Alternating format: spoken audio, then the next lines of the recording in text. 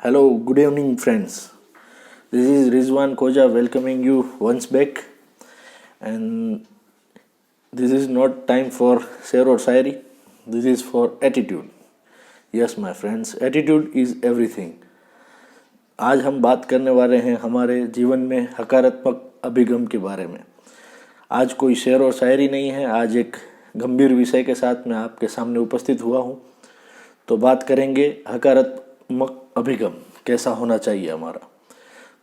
दोस्तों, ज़िंदगी में कोई भी व्यक्ति कुछ बनना चाहता है, कोई एग्ज़ाम की प्रिपरेशन कर रहा है या कुछ बनकर भी बैठा है, तब भी उसकी ज़िंदगी में उसका अभिगम कैसा है, वो परिस्थिति को किस तरह से देखता है, वही मायने रखता है कि वो परिस्थिति पे कैसे रिएक्ट करेगा. How he react to the situation. मैं आपको एक पुस्तक का परिचय देना चाहूँगा जो मैंने फ़िलहाल अभी ही पढ़ी है. वो बुक है attitude is everything by Jeff Keller. और मैं सभी युवा दोस्तों को निवेदन करता हूँ कि वो एक बार पढ़ें. तो दोस्तों, एटीट्यूड के बारे में आगे बढ़ते हुए मैं तुम्हें एक एग्जाम्पल देना चाहता हूँ.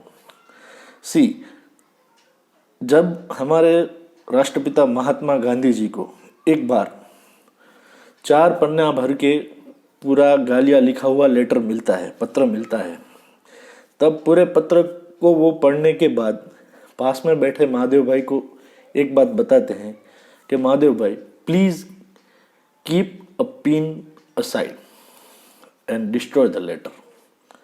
जी हाँ दोस्तों, तो आपको क्या सीख मिलती है इस बात पे कि जब हमें कोई ऐसा लेटर मिलता है, इवन हमें कोई ऐसा बोल भी देता है जब हमारे काम में, हमारे रोजिंदे जीवन के दौरान, तो हम फ्रस्ट्रेट हो जाते हैं, उस सिचुएशन पे क्विक रिएक्ट करते हैं.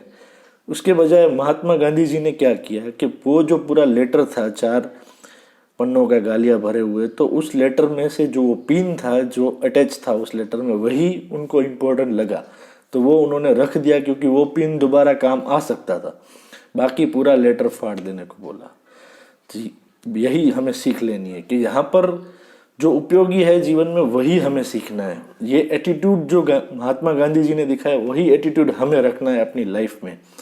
दोस्तों, दूसरे एग्जाम्पल की ओर आगे बढ़ते. और जब एक बार एक जंग के मैदान में एक कमांडेंट को अपना सोल्जर आके बोलता है कि सर कमांडेंट, हमको दुश्मनों ने चारों तरफ से घेर लिया है, अब मैं क्या करूं. कमांडेंट बहुत ही सावध स्थिति में मुस्कुरा के बोलता है कि फायर एवरीवेयर. तो ये है कि अगर आप चारों तरफ से सिचुएशन में घिर गए हैं, अगर परिस्थिति ने आपको चारों तरफ से घेरा हुआ है, तो फायर एवरीवेयर. कहीं भी लड़ लो, किसी भी छोर पर लड़ो, किसी भी महाज पर लड़ो, जीत होनी है. क्यों नहीं होगी? अगर आप लड़ोगे तो जीत होगी. ऐसा ही सिचुएशन हमारी ज़िंदगी में आज से 6-7 महीने पहले आया था, जब ये वैश्विक महामारी हमारे सामने आई, कोरोना वायरस की. तब हम चारों तरफ से घेर लिए गए थे. तब हमने क्या किया? हमने पैनिक नहीं किया, हमने पॉजिटिव एटीट्यूड रखा. हमने परिस्थिति को समझा, सुना और फिर उस पर रिएक्ट किया. अभी एक नया दौर शुरू हो रहा है कोरोना वायरस के दौरान कि ये जो वायरस है, it's too long to abolish. तो हमें एक न्यू नॉर्मल में इंट्रोड्यूस होना है. जी, हमें एक न्यू नॉर्मल को अपने जीवन में अपनाना है और प्रिकॉशनरी मेजर्स लेते हुए आगे बढ़ना है. ये पॉजिटिव एटीट्यूड है. 6 महीने के दौरान जब शुरुआत के 2 महीनों में पूरा लॉकडाउन था, तब कई लोगों ने फ्रस्ट्रेशन में टाइम बिगाड़ा. कई जो एडिक्ट थे, जो गुटखा खाते थे, वो पूरा टाइम वो ढूंढने में उन्होंने टाइम निकाला. हालांकि जो पॉजिटिव एटीट्यूड वाले इंसान थे, जो लोग थे, उन्होंने उस समय का सदुपयोग किया. जैसे कि मैं अपनी बात बताऊं तो मैंने अपना पूरा टाइम रीडिंग में इन्वेस्ट किया, क्योंकि ज़्यादा से ज़्यादा टाइम मिलता था तब हमें.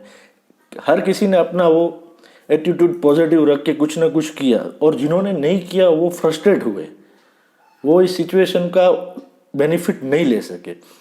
I give you one more example. जब इतनी बड़ी बड़ी कंपनियों के जो सीईओ होते हैं, उनको इतनी करोड़ों में सैलरीज मिलती है, उनको सिलेक्ट करने वाले, उनके इंटरव्यू लेने वाले से ये पूछने में आया कि इतनी बड़ी कंपनी के जब आप एक सीईओ को नियुक्ति देते हो, अपॉइंटमेंट देते हो, उसके इंटरव्यू में आप उनको क्या सवाल पूछते हो।